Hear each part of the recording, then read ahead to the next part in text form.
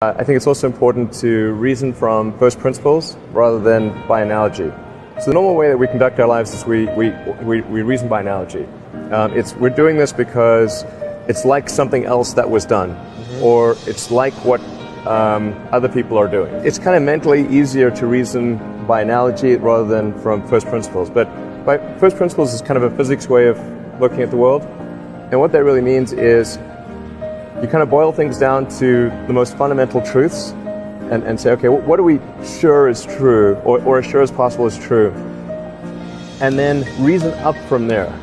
That takes a lot more mental energy.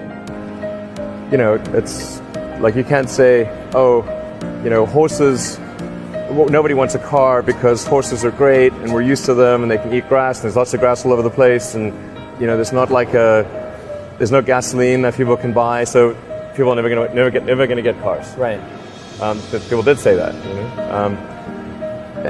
And for batteries, they would say, oh, it's going to cost, you know, historically it's cost $600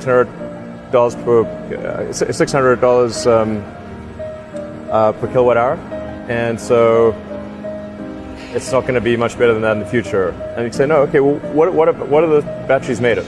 So first principles would be to say, okay, what are the material constituents of the batteries? What is the spot market value of the material constituents? So you can say, okay, it's got cobalt, nickel, aluminum, carbon, and some polymers for separation, and a steel can.